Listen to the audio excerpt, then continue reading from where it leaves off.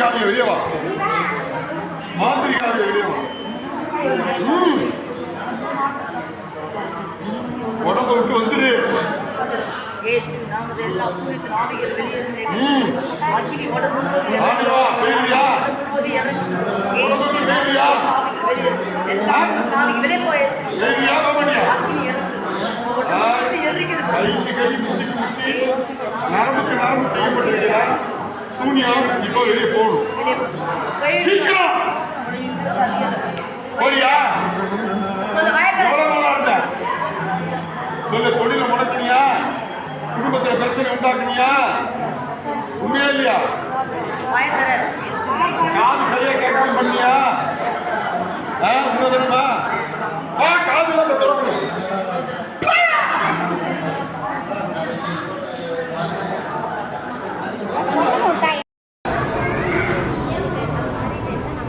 தலை அடிக்கடி வலிக்குமாமா உனக்கு? தலை வலிக்கும்.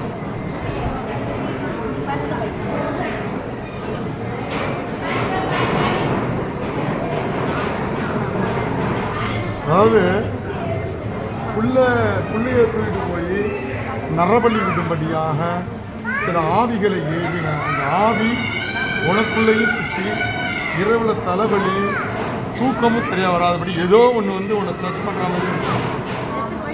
அது நீ பொய்ன்னு நினைக்காதா? அது ஒரு ஆவி வந்து உன்னை டச் பண்ணுது.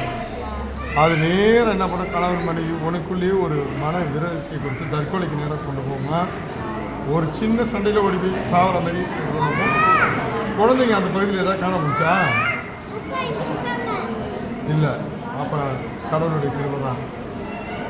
அந்த உனக்கு தெரியாமல் இருந்திருக்கலாம். ஆனால் ஒரு குழந்தைய அவன் என்ன பண்ணுறானோ தூக்கிறதுக்கு அது சொன்ன அந்த ஏவுதல், அந்த மாந்திரிகத்துக்கு தான் அந்த குழந்தை நடப்படுகிற ஏவுனது. நீ உனக்குள்ள அது என்ன பண்ணிச்சு? தொந்தரவு பண்ணிக்கிட்டு இருக்கு. எப்பொழுதே ஆண்டவர் இந்த மகளை விட்டு அந்த ஆவிகள் கடந்து போகட்டும்.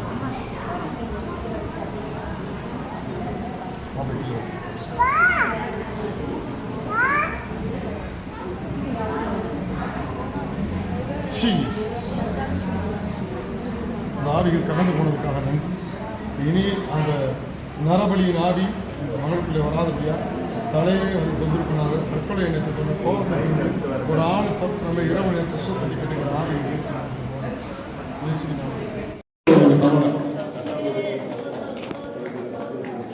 எத்தனையோ தெய்வங்களை அமைந்து பார்க்குற உனக்கு பின் சைடு ஒரு வழி இருக்கா இல்லையா? இன்னைக்கு கர்த்தர் உனக்கு விடுதலை கொடுத்தது, செய்தியிலிருந்து விடுதலை கொடுத்தாது. நம்புறியா? உன் பிள்ளைகளுக்கு ஆண்டவர்கள் நல்ல சுரத்தை நம்புறியா? உன் அறகுறையா இருக்க வீடா என்னது அறகுறையா இருக்க? அது இந்த நிமிஷத்திலே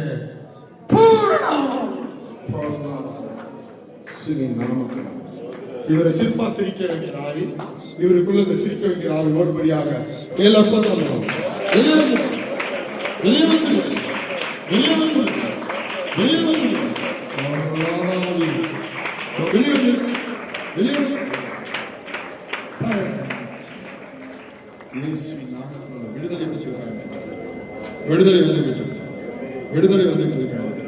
விடுதலை வந்து காலில் இறங்குகிறார்.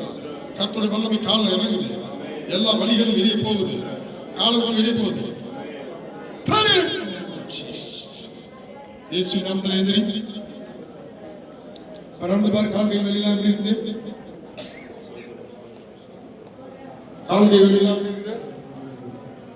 ஆண்டவர் உங்களுக்குள்ள ஒரு அபிஷேகத்தை கொடுத்தாரா? வேதனையினால் இந்த இடத்துக்கு வந்திருக்கிறார். கர்த்தர் இப்போது உனக்கு விடுதலை கொடுக்க போகிறார். நீ ஆனால் விசுவாசிக்க வேண்டும். வெளியே வந்துரு. மாந்திரிகத்தின் கட்டுதலே வா. மாந்திரிகத்தின் வல்லமை வெளியே வா. சமம் பண்ணிட்டே இருமா. மாந்திரிகத்தின் கட்டு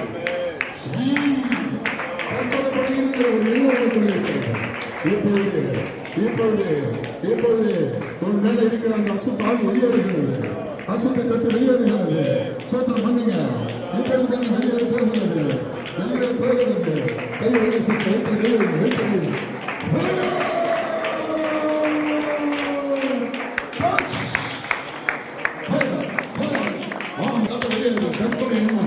தற்கொலை எண்ணம்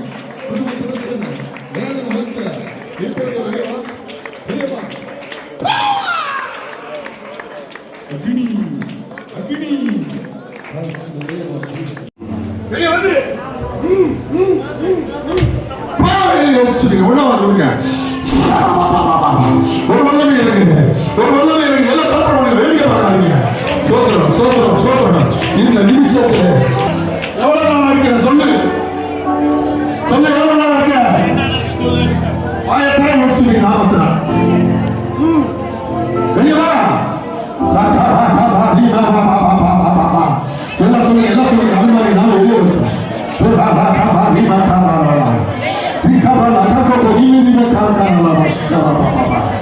நன்றி ஆண்டவரே. தண்ணி கொடுங்க. சரி. அடுத்தது ஒரு ஆளு யோசேப்பு, ஒரு ஜெப வீரன். ஆபிரகாம் ஒரு ஜெப வீரன், யோசேப்பு ஒரு ஜெப வீரன். ஆதியாகமம் 31:10 டப்னு வாசிங்க, முடிச்சிருவோம். யோசேப்பை பத்தி பார்த்துட்டு முடிச்சிருவோம் சீக்கிரம், குயிக் குயிக். 31:10 37மா, சாரிமா, அதை யோசிக்கிறீங்க. 37:10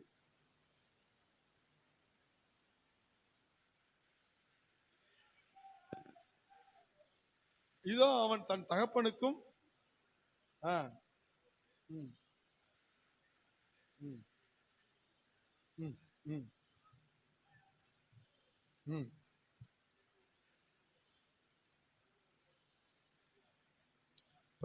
இங்க பாருங்க. இந்த யோசேப்பு யாருன்னா, யோசேப்பு வந்து யாக்கோபோட பிள்ளைங்க. இந்த யாக்கோப் யாரோட பிள்ளை?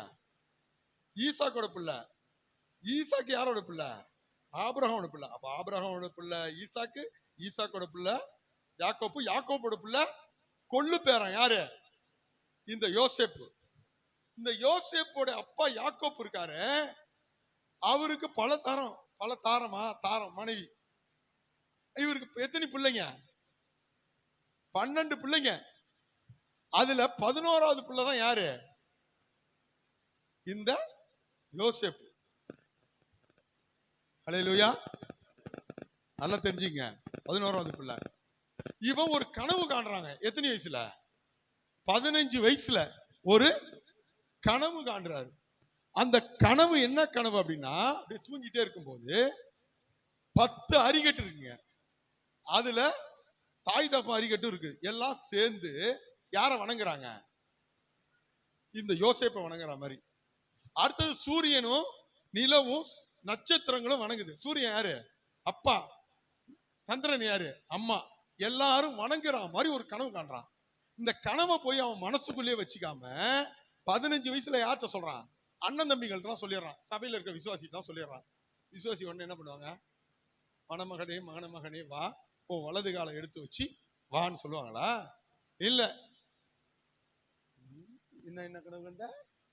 என்ன கனவு சொல்லு.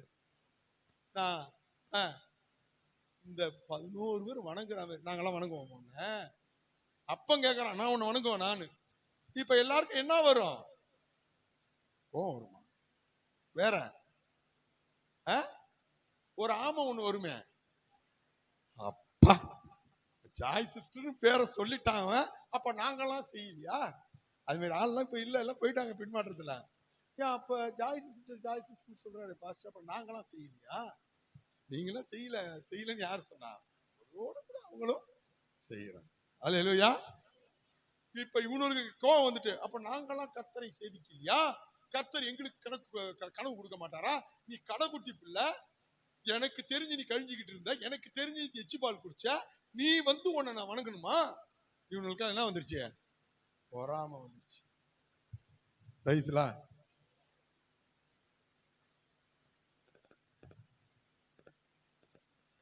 பொறாம வந்த பிறகு என்ன பண்ணுவாங்க? பொறாம வந்துட்டுனா அவனு அண்ணன் தம்பி எல்லாம் பொறாம வந்துட்டா என்ன வரும் சொல்லுங்க? வேதத்தின் அடிப்படையில் சொல்லுங்க. என்ன பொறாம வந்துட்டா உங்களுக்கு என்ன குணம் வரும்? கொலை செய்யணும். சிஸ்டருக்கா கை தட்டுங்க. நம்ம பாசலா சிஸ்டருக்காக. வேதத்தை படிக்கணும். எதோ தக்கர சொல்லக்கூடாது. பொறாம வந்ததுனால காயின் ஆபிலை கொலை செய்தான். அதே போல இவன் மேல வந்து பொறாம வந்துட்டு உடனே என்ன பண்ண ஆரம்பிப்பானுவான்? அதனாலதான் பொறாம. தமிழ்நாடு வந்து கொலைகார மாநிலமா இருக்கிறதுக்கு காரணம் என்னதுன்னா பொறாம. பக்கத்து வீட்டுக்கு கார் வாங்கிட்டோம், போய் பஞ்சர் ஆக்கிறது செய்வன சூனியம். எப்படி திருமாவளவன் வந்து அடிக்கடி சொல்லுவாரு. நம்ம ஆளுங்க இருக்கிறானோ அவனெல்லாம் போய் கிறிஸ்தவனும் முஸ்லீமும் அவனை முன்னேற்றி விடுறது ஜபம் பண்ணிட்டு கிடக்குறானுவா. நம்ம ஆளுங்க பாருங்க ஒருத்தருக்கு வந்து சூனியம் தான் வைக்கிறானோ தமிழ்நாடுக்காரன். சூனியம் வம்பா போய் ஒரு கார் வாங்கிட்டு ஒருத்தர் வந்தார் பாருங்க. எனக்கு எரிச்சல் ஆகிட்ட. ஒரு கார்ல வந்தோன்னே எனக்கு கெடினத்துக்கு வந்தாரு. எனக்கு எரிச்சல் கார்ல வராரு. எனக்கா எரிச்சலா வருது. அவர் மேல கோவமா வருது. எனக்கு ஒண்ணுமே புரியல. என்ன ஆண்டவரே கோவமா வருது, அவர் மேல எரிச்சல் வருது அப்படின்னு. என்ன ஆண்டவர், எனக்கு எரிச்சல் வரக்கூடாது, பொறாமை ஏன் வருது அப்படின்னு நான் ஜெபம் பண்றேன். அப்புறம் தான் ஆண்டவர் சொல்றாரு, இந்த கார் இவர் வாங்கினதுனால அநேகர் இந்த மாதிரி எரிச்சல்ல இருக்கிறாங்க.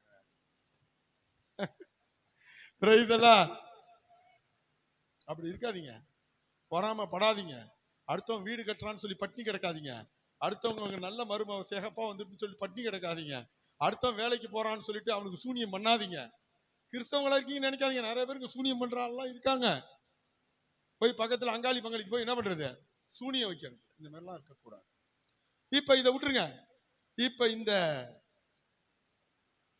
யோசேப்ப என்ன பண்ண பாக்குறாங்க பாருங்களேன். 37:10 வாசிங்க. 41:51 வாசிங்க. யோசேப்பு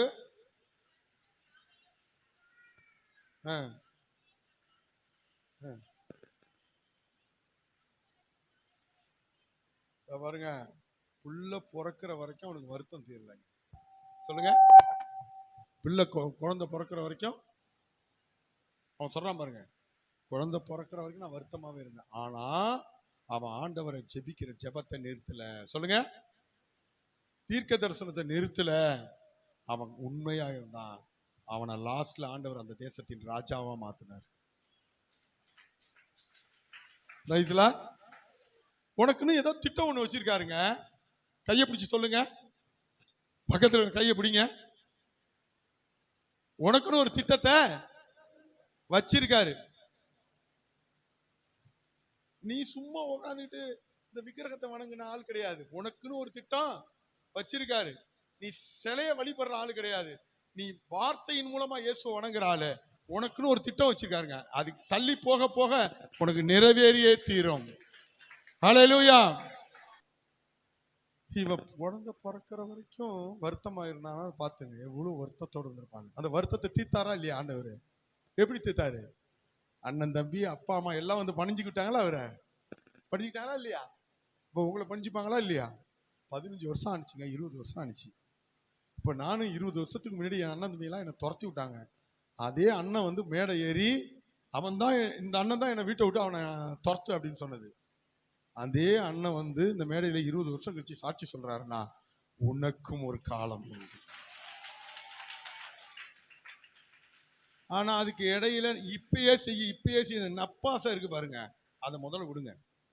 20 வருஷம் நான் எதையுமே கேட்கல. என் அண்ணன் வரணும், சாட்சி சொல்லணும், எங்க அம்மா வரணும், தங்கணும், எனக்கு வீடு கொடுங்க, எனக்கு புள்ள கொடுங்க, எனக்கு அது எதுவும் கிடையாது, எதுவும் கிடையாது. என் மனைவி என்ன கேட்டுக்க பாருங்க.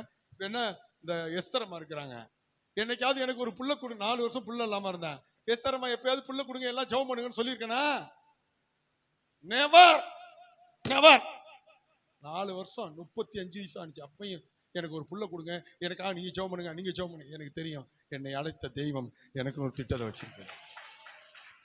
வீடு கொடுங்க ஆண்டவர், எனக்கு வீடு இப்ப கூட இல்ல, வீடு கொடுங்க, வீட்டுக்காக ஜெபம் பண்ணுங்க. ஒழுகுது, பூரா வருது, என்ன வருது, பாச்சை வருது.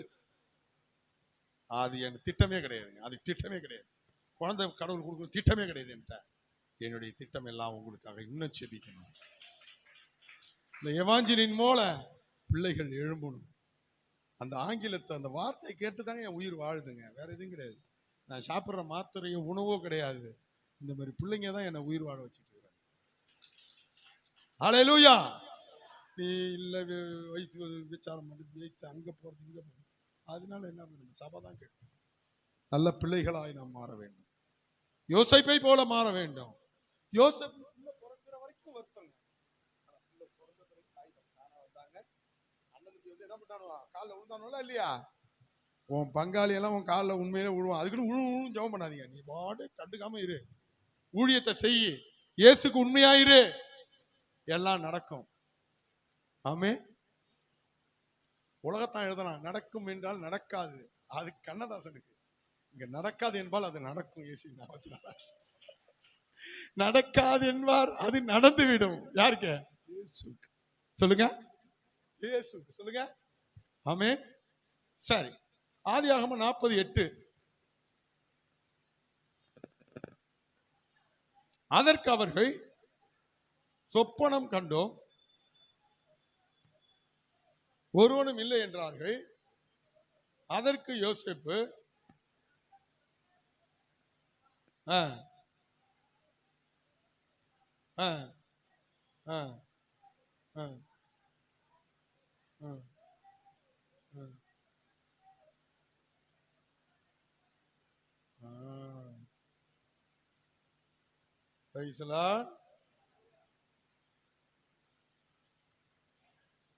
சொப்பனக்காரன் சொன்னான், அவனை கொலை பண்ணணும்னு சொன்னான். அடுத்தது 22 23 வாசிங்க. 20 அதிலே 40 22 23 வாசிங்க.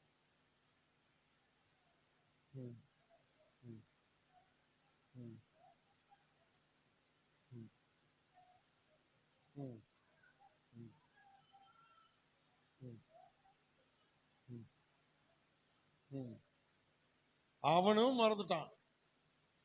ஆனா பாருங்க, இவன் சிறைக்குள்ள தூக்கி போட்டானுங்க இவனை. யார? ஆனா ஜெபத்தை நிப்பாட்டினாரா? நீங்க யாராவது ஜெயில போடுறாங்க, எந்த குத்தமும் செய்யாம ஜெயில தூக்கி போடுறாங்க, நீங்க என்ன பண்ணுவீங்க? யாரை திட்டுவீங்க?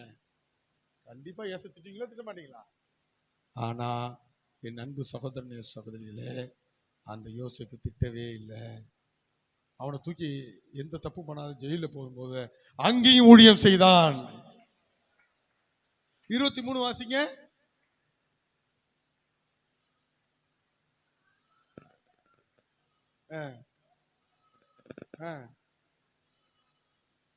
மறந்து போயிட்டான்.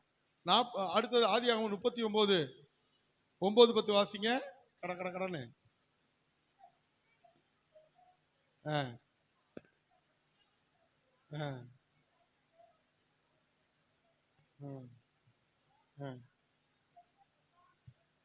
இப்ப பாரு,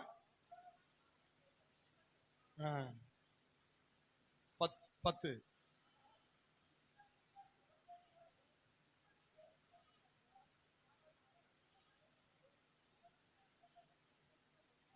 பாத்தீங்களா?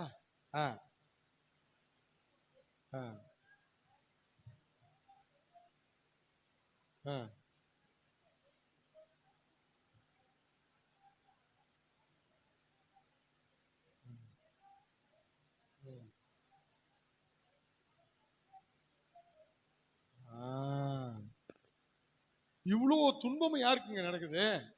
அந்த யோசேப்புக்கு நடக்குது. அண்ணன் தம்பி குழியில தூக்கி போட்டானுவோம். சரி, குழியில இருந்து வெளியில வந்தா சரி, இப்பயாவது கடவுள் நல்லா வைப்பாரான்னு சொல்லி ஒரு வீட்டுல வேலைக்காரனை வேலை செஞ்சுட்டு இருக்கான். அங்க ட்ரெஸ் எல்லாம் அவுத்து விட்டுறாங்க. அப்புறம் அங்க பாவம் செஞ்சான்னு பாவம் செய்யாதவனே தூக்கி கொண்டு ஜெயில போடுறாங்க. ஆனா அவன் ஜபத்தை மட்டும் என்ன பண்ணல, விடவே இல்லை. இப்ப சொல்லுங்க, ஜப வீரன்னா யாரு? ஜபிக்கிறவனா யாரு?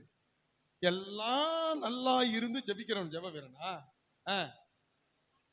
எதுவுமே இல்லாத போது, எல்லாம் விரோதமா இருக்கும்போது, எல்லாரும் அடிக்கும் போது, ஜெயில் வாழ்க்கை வரும்போது, சிறை வாழ்க்கை வரும்போது, அண்ணன் தம்பி எல்லாம் குழியில போடும்போது, கொலை செய்ய வரும்போது, பல வருடங்கள் உணவு இல்லாம சங்கிலியினால கட்டப்பட்ட போது கூட அவன் ஊழியத்தையும் செஞ்சான், ஜபத்தையும் செஞ்சான். அவன் தாங்க ஜப வீரன். உங்கள யாராவது அப்படி இருக்கீங்களா? யாரும் இல்ல. அதனாலதான் நொண்டி நடக்கல, குருடம் பார்க்கல, செவிடம் கேட்கல. நீங்க வந்த வண்ணமாவே போறீங்க. சொல்லுங்க, வந்தவங்க எந்த முன்னேற்றமும் இல்லாம அப்படியே போறீங்க. கிறிஸ்தவ வாழ்க்கை இது இல்ல. நாளுக்கு நாள் முன்னேறும். சரி, இப்படியே ஜெயில அவன் போயிட்டானா? அவனை என்னவா மாத்தினார் ஆண்டவர்? ராஜாவா மாத்தினார். ஆபிரகாமோட அப்பா ஜெபம் பண்ணாரு, ஆபிரகாமோட அம்மா ஜெபம் பண்ணாங்க. ஆபிரகாம் ஒரு தாழ்ந்த ஜாதிக்காரன். அதுவும் இந்த தாழ்ந்த கருப்ப இனத்தை அமெரிக்காவில் போய் என்ன பண்ண முடியும்? ஆளுகை செய்ய முடியுமானா? முடியாது. ஆனா அப்படியாப்பட்ட ஒரு மனுஷனை கர்த்தர் உயர்த்தினதுக்கு காரணம் என்னன்னு சொல்லுங்க பார்ப்போம். என்ன காரணம்? ஜபம் தான். அவருடைய கேரக்டர். இப்ப உங்களுக்கு எனக்கு அற்புதமே நடக்க மாட்டேங்குது. எதுக்காக நடக்கலன்னு தெரிஞ்சுக்கிட்டீங்களா? இல்லையா? நீங்க சூழ்நிலையை தான் பாக்குறீங்க. இப்பயே எனக்கு மாத்துங்கன்னு சொல்லி ஜெபம் பண்றீங்க. இவன் என்னைக்காவது அழுதானா? இல்ல சூழ்நிலையை மாத்துங்கன்னு சொன்னானா? இல்ல ஏன் இந்த மாதிரி சூழ்நிலையை வச்சிருக்கீங்கன்னு சொல்லி ஜெபம் பண்ணாம இருந்தானா? இல்ல. அங்க ஜெயிலுக்குள்ள என்ன பண்றான்? ஊழியம் செஞ்சுக்கிட்டே தான் இருக்கான். ஆதியாகமம் 41:16 வாசிங்க.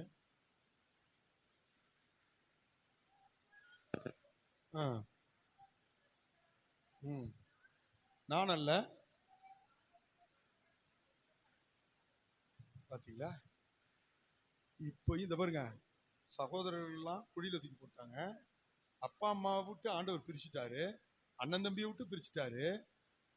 குழிக்குள்ள வாழ்க்கை, வீட்டுல அடிமை, ஜெயில அடிமை, இவ்வளோ இருந்தும் அவன் என்ன சொல்றான்? ஆண்டவர் என்னோட பேசுவாருங்க. தீர்க்க தரிசன ஊழியத்தை செய்யறாங்க, விசுவாசமா இருக்கிறாங்க. இப்ப நீங்கள் நானும் எப்படி இருக்கோம் சொல்லுங்க? எப்படி இருக்கணும் அதை சொல்லுங்க. சொல்லுங்க, எப்படி இருக்கணும்? இருப்போமா இல்ல இருந்துகிட்டு இருக்கிறேன்னு சொல்றவங்க கை தூங்க. இவ்வளவு சிச்சுவேஷன்ல இதை மாத்துங்க ஆண்டவர் நான் கேட்கல.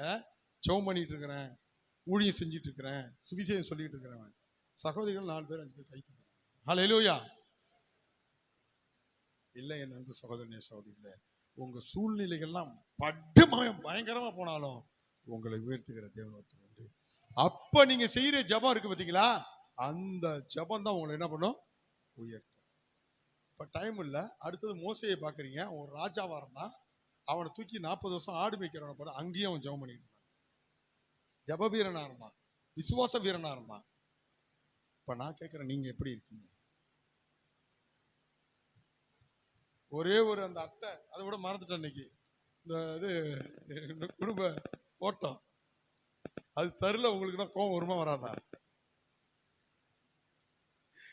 இல்ல, உங்கள் ஆண்டவர் எவ்வளவுக்குள்ள சோதிக்கிறாரோ, எவ்வளவுக்குள்ள கை விடுற போல இருக்கிறாரோ, எவ்வளவுக்குள்ள சிறை வேதனை துன்பம் தொல்லை வருதோ, அவ்வளவுக்கு அவ்வளவு உங்களை உயர்த்த போறாரே. Praise the Lord. மனைவி சரியில்லைன்னா பரவாயில்ல, பிள்ளைங்க சரியில்லைன்னா பரவாயில்ல, சபை சரியில்லைனாலும் பரவாயில்ல, நீ மட்டும் உண்மையா இருந்து நல்லா ஜெபம் பண்ணி பரிசுத்தமா இருந்து நீ ஊழியம் செஞ்சு மற்றவங்களுக்காக ஜெபிக்கிறவங்களா இருந்தீன்னா கர்த்தர் உன்னை உயர்த்துவா. ஓஹோன்னு போயிடுவீங்க. ஆமாங்க. நான் இயேசுகிட்ட ரொம்ப எனக்கு பிடிச்சது எது தெரியுமா? எதுன்னு சொல்லுங்க. அவர் ஜெயில கொண்டு போய் போட்டாங்க, அவரை அடிச்சு துன்பப்படுத்தி எல்லாத்தையும் உருகிட்டு விட்டாங்க. அந்த நிலைமையில வந்து முண்டகட்டியா நிக்கிறாரு அவரு. யாரு? இயேசு. அவர்கிட்ட அந்த ஓடி போன சீசா இருக்கான் பாத்தீங்களா, யாரு? இந்த பேதுரு. மதுரைச்சி திட்டி தீத்தவன். இயேசுவே கிடையாது, திரும்பி மீன் பிடிக்க போண்டா வாடான்னு சொன்னா பாருங்க. 3 வருஷம் பிரசங்கத்தை கேட்டுக்கிட்டு அந்த பேதுருவை கூப்பிட்டு சொல்றாங்க, நீ என் மேல அன்பா இருக்கிறன்னு சொல்றாரு. நம்மளால சொல்ல முடியுமா?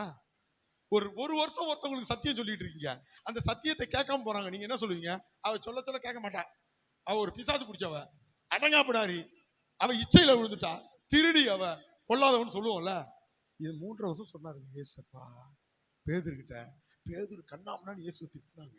கடைசியில போடா ஊழியம் கிடையாது ஒண்ணு கிடையாதுன்னு சொல்லி மீன் பிடிக்க போனாங்க. இருக்கிறவனையும் வளைச்சு சபையை கெடுத்தாங்க. யாரு? இந்த பேதுரு.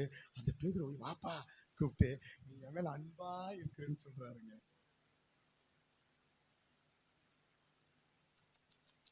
அடுத்தது என்ன சொல்றாரு? பேதுரு அப்படிங்கிறாரு. அப்பாங்கிறான், என் மேல அன்பா இருக்கியாப்பா? அன்பா இருக்கிறேன், எனக்கு போய் மீன் பிடிச்சிட்டு வா, இல்லன்னா எனக்கு ஒரு வீடு கட்டு சொன்னாரா இயேசு? சொல்லுங்க. அவனை பத்தி என்ன சொன்னாரு? என் ஜனங்களுக்காக நீ ஆடுகளை மேய்ப்பியா? என் ஜனங்களுக்கு நல்லது சொல்லி கொடுப்பியா? என் ஜனங்களுக்கு ஊழியம் செய்வியா? குடிகாரனை திருத்துவியா? வியாதியஸ்தனை மாத்துவியான்னு சொல்லி நம்ம இயேசப்பா சொல்றாரு. திரும்பவும் கேட்கிறாரு, பேதுரு அப்பாங்கிறான், என் மேல அன்பா இருக்கிறியா? அன்பா இருக்கிறப்பா, போய் எனக்கு ஒரு வீடு கட்டு, எனக்கு மீன் பிடிச்சிட்டு வா, என் சட்ட துணியை துவ சொன்னார இயேசு? இல்லைங்க, என் ஆடுகளை மேய்ப்பான். திரும்பவும் கூப்பிடுறாரு, பேதுரு. திரும்ப வரான், எப்பா என் மேல நீ அன்பா இருக்க? அவன் அழுகுறான். திரும்ப திரும்ப கேட்கிறீங்க, என் ஆடுகளை மேய்ப்பா. செத்தாருங்க இந்த மனுஷன். அடிச்சானும் உதச்சானும் அவமானப்பட்டானும் உயிரை எடுத்துட்டானுங்க. உயிரை எடுத்த பிறகும் கூட ஒரு மனுஷன் மேல அன்பு வச்சு அவருக்காக சேவை செய்யணும்னு நினைச்ச இயேசுவை தான் ஆண்டவர் உயர்த்தினார். உன்னை என்னையும் உயர்த்தல. ஏன் தெரியுமா? அந்த எண்ணம் நமக்கு இல்ல. நம்ம சொல்லுவோம், இயேசுவை போல் அழகுள்ளோ யாரும் இங்கு இல்லையே. மாணிக்க தேரோடு காணிக்கை தந்தாலும் உமக்கது ஈடாகுமா?